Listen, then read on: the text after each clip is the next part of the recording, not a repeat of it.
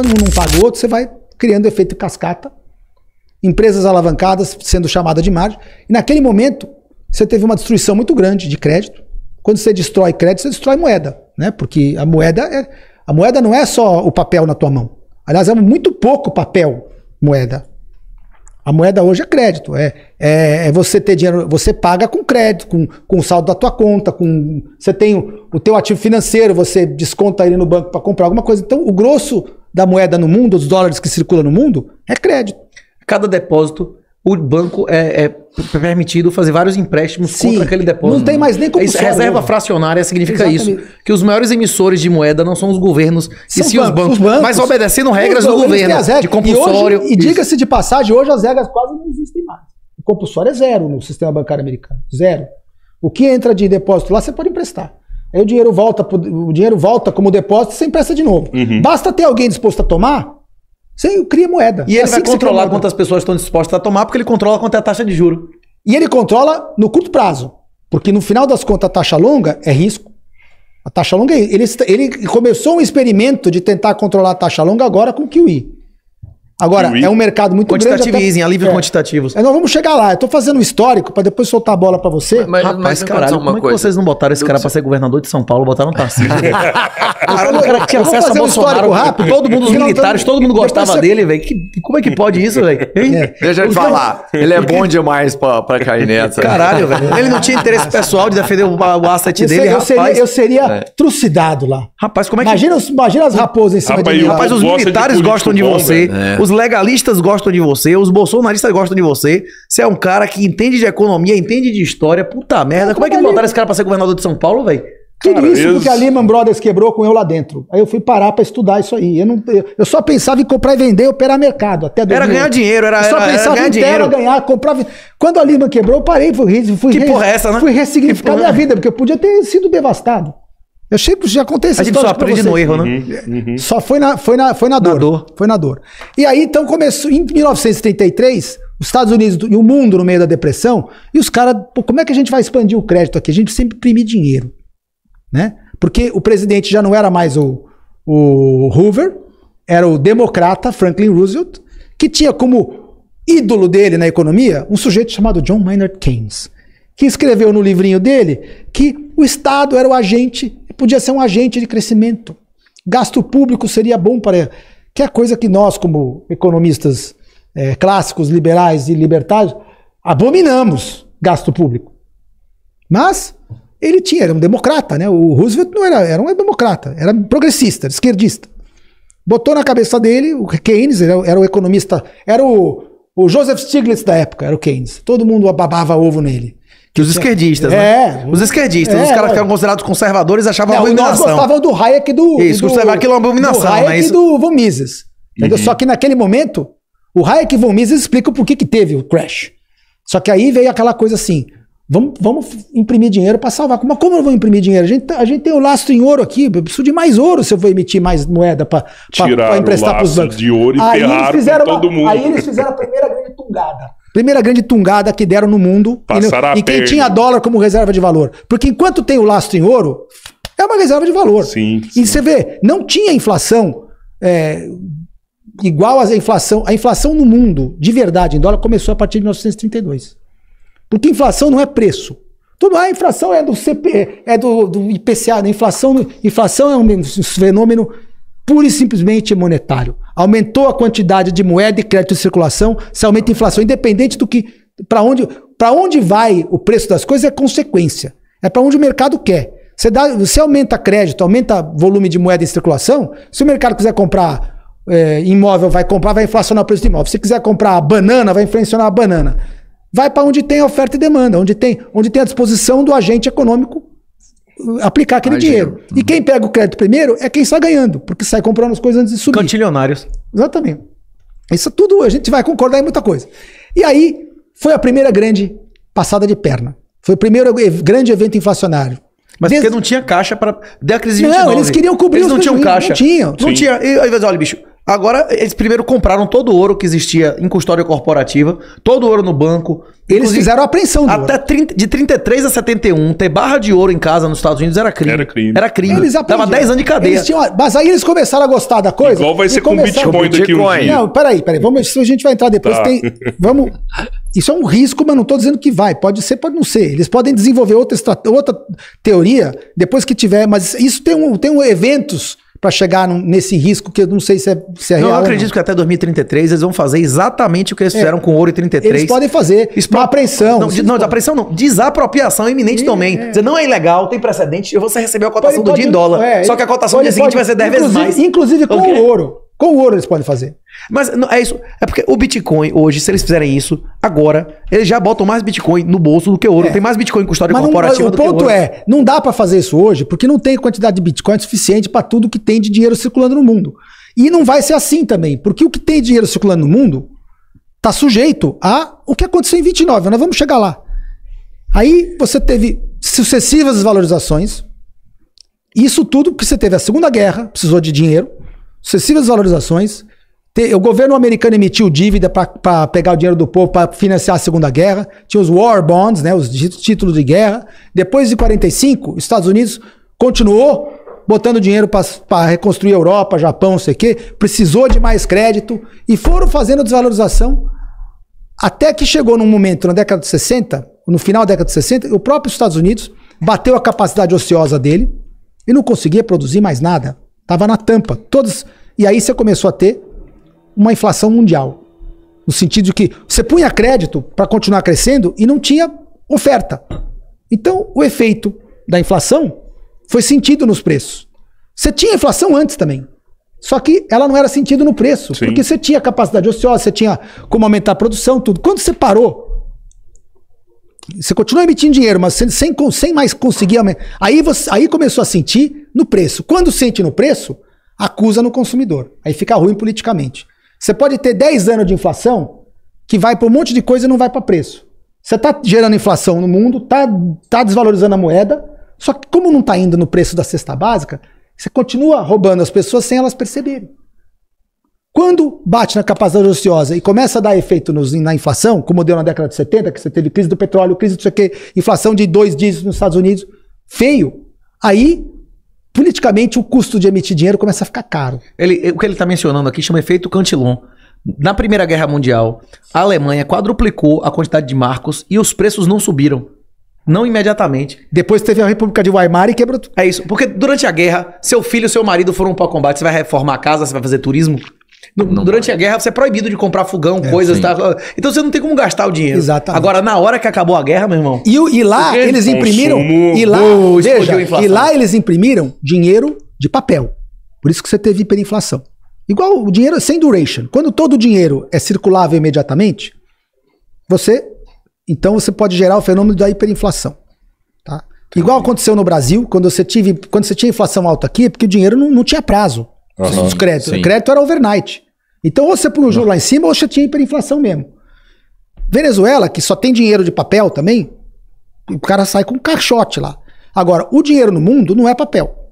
É crédito. É um contrato de empréstimo que tem prazo.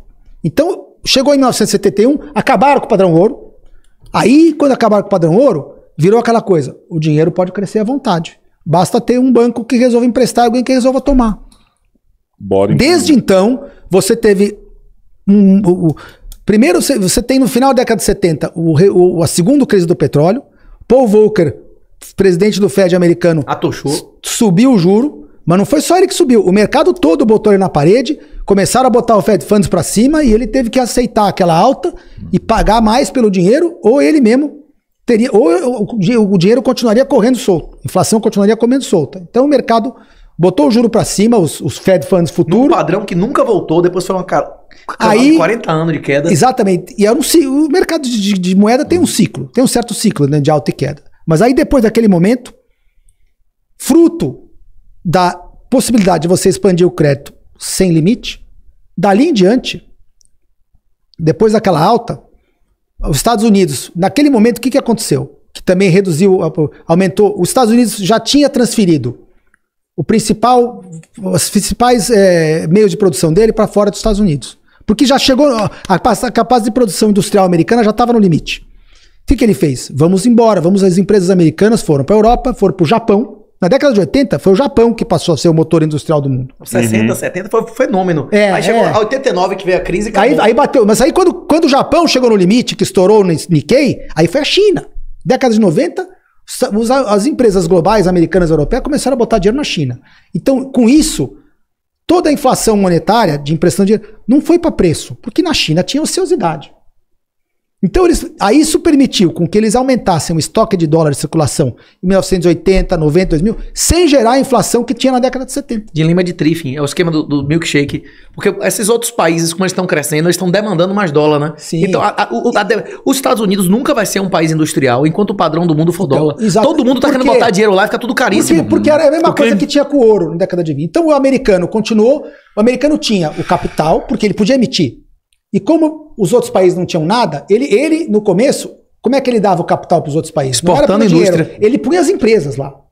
Não era dólar que ele dava no começo. Ele falou, vou te dar aqui, o empréstimo que vou te dar a minha empresa vai abrir uma filial aí, vou te dar tecnologia. É um capital válido, porque é valor aquilo. Se você vai dar a tua tecnologia, eu vou montar uma empresa aí, isso é válido. Isso que a China recebeu no começo. Mas é tiro no aí pé ela também, vai, né? Só que ela não tinha para quem vender. Que é tecnologia. Aí o americano fez isso, a China não tinha para quem vender. O americano falou, mas eu consigo imprimir dólar aqui, eu mesmo vou comprar o teu com o dinheiro que eu imprimo. Então, enquanto os Estados Unidos, a moeda for aceita, ele pode fazer isso para sempre. E foi o que aconteceu na década de 90. Com isso, os Estados Unidos passou a ser uma economia basicamente de serviços. Serviços financeiros, a economia, o PIB americano diminuiu o percentual dele de produção industrial e virou um PIB muito ligado a serviço financeiro, a outros serviços. Enquanto isso, o PIB industrial do mundo passou a ser China, Japão ainda tem, China e outros países, com dinheiro americano no começo e com a demanda americana. O chinês vai vender, ele precisa que o americano compre, senão não zera a conta. E aí fica muitos dólares de posse nos bancos centrais asiáticos e não sei o quê, e os Estados Unidos devendo, só que devendo na própria moeda. E toda vez que tem que pagar, ele cria dólar. Cria dólar para pagar. Faz dólar. E quando é tesouro americano, ele não paga, ele emite outra dívida, vende para alguém, pega aquele dinheiro e paga aquela. Vai fazendo ciranda, porque a moeda dele é aceita. Por que a moeda dele é aceita? Porque o Bitcoin ainda não dominou. Porque não, enquanto os Estados Unidos for a principal demanda do mundo, o americano fala, eu compro, mas eu vou pagar na minha moeda. Eu compro. Você precisa produzir, você precisa sustentar 1 bilhão de bocas aí, você não tem demanda para você produzir renda para sustentar esses caras. Então o maior consumo é lá. Só que para isso funcionar, o cara tem que emitir déficit para sempre e correr uma dívida para sempre. Quando é que isso para de funcionar? Quando as pessoas pararem de receber. Quando ele não conseguir mais financiar a dívida dele. Esse é o ponto. Quando os Estados Unidos, enquanto ele consegue emitir dívida e vender os papéis dele, ele pode ficar fazendo essa brincadeira de comprar produto dos outros para sempre. E isso não vai acabar. Agora, aí nós tivemos todo esse ciclo, vários momentos onde a economia mundial começou a ir mal, os Estados Unidos baixou o juro, falou assim, quando a economia vai mal, baixa o juro, porque o que acontece quando você baixa o juro? Aumenta o crédito. Quando aumenta o crédito, você coloca dinheiro na economia e você dá uma de Keynes de novo. Quando você baixa o juro, não vale mais a pena deixar o dinheiro no banco. Você tem um empreendimento como esse aqui, vocês têm um empreendimento aqui, vamos dizer que o retorno de vocês fosse 5% ao ano em dólar. Se a taxa de juros for 6, não vale a pena fazer podcast. Exatamente. Sim. Se a taxa de juros for 3, vale a pena fazer podcast, acho, por exemplo, endividando. Eu acho o Treasury Bills... Baixa os juros e estimula o mercado. Exatamente. Atividades que não eram viáveis passam a ser. Né? A questão que ele está falando é tudo verdade. Agora, inclusive no Brasil, o percentual de reserva em dólar só faz cair. Especialmente depois do que aconteceu com a Rússia. O maior país do mundo com 5 mil bombas atômicas que não honraram os depósitos do Fed. Será que esses ditadores, essa galera tá mais ou menos disposta a comprar títulos americanos? A China, vários países A questão é que a disposição deles depende se eles tiverem mercado interno, eles podem se dar o luxo de não comprar mais. Inclusive os sauditas quebrando um acordo, intergeracional, não é isso? Então eu sempre defendo que não tem como o dólar deixar de ser reserva mundial, enquanto, primeiro, o mundo depender da demanda americana. E por quanto tempo o mundo vai depender da demanda americana? Pelo tempo que os Estados Unidos conseguir comprar emitindo moeda, porque o americano não tem mais renda própria, ele tá tomando empréstimo, igual o governo. Então, quando que isso morre?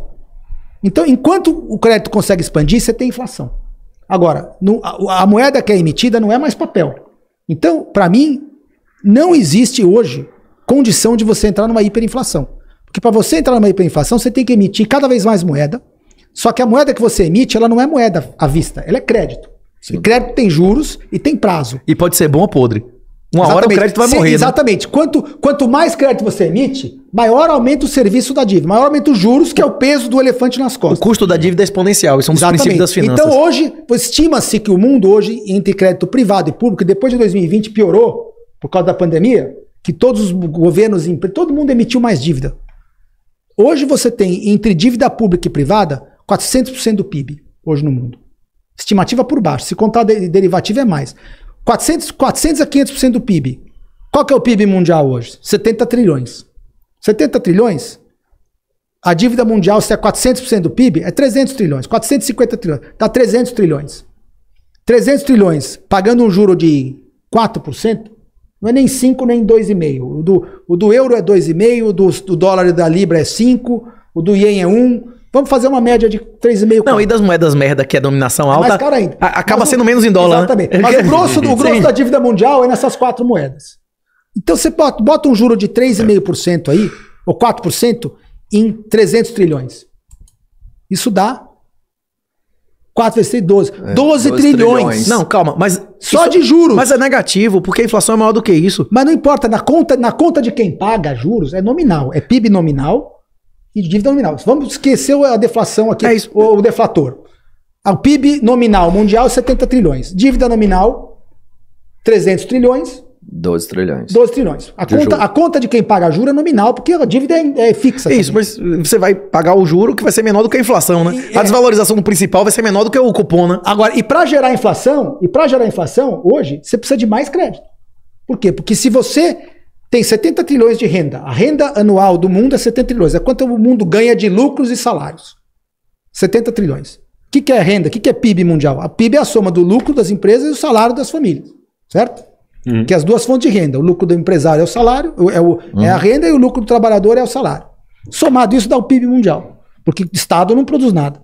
Então tem empresas e pessoas comuns. Somado 70 trilhões. Só os juros que o sistema tem que pagar para carregar a dívida são 12 trilhões. Se eu subtraio 12 trilhões do PIB, se eu tenho que pagar esse juro, e esse dinheiro não voltar a circular... Não, isso é só para pagar, né? Isso sem pagar. Sem amortizar porra nenhuma. Nada. Agora, se eu tiro do meu PIB para pagar juro e devolvo para os bancos, e os bancos não reemprestam aquilo, quanto que sobra para consumir investimento? 50 e pouco. O PIB começa a encolher. Você começa a ter queda na demanda. Não, e o PIB também vai encolher por causa da questão demográfica. Agora, exatamente. O mundo foi feito para uma situação que o número de pessoas está se aumentando. Exato. Renato, e 10 vezes pior, desculpa interromper, 10 vezes pior que a dívida é o passivo atuarial. Porque os Estados Unidos deve X. Vai dar default, vai dar. Então, hora que você falou, eu queria estar parando nessa hora. Se os bancos não reemprestarem pelo menos os 12 trilhões que eles recolheram de juro, não existe poder de compra no mundo para sustentar a demanda. Porque de 70 trilhões, você não vai ter nem 50 e nem 60 vai para o consumo, porque você tirou 12 para o banco. Então o banco tem que reemprestar esses 12. E na verdade os bancos estão emprestando mais. Porque hoje o PIB do mundo é tão mais baixo que 12. O PIB do mundo não cresce 20%. Não cresce 18%. De 70 trilhões, você teria que crescer de 70 para 83 para você poder... Não, e sem aumentar a dívida que você está dizendo. Essa sua projeção é sem aumentar a dívida. Sem aumentar a dívida. Juro, e com essa parada demográfica vai cair cada vez mais o PIB, né? Sem reduzir o consumo e investimento do mundo, você teria que crescer o PIB em 13 trilhões, 70 para 83. Isso dá um crescimento de PIB de quase 20%, dá 15% de crescimento de PIB. O mundo nunca mais cresce 3, 4%. A China não vai crescer mais, acabou. Não tem. Então, se não tem, essa ciranda tem data e hora para acabar.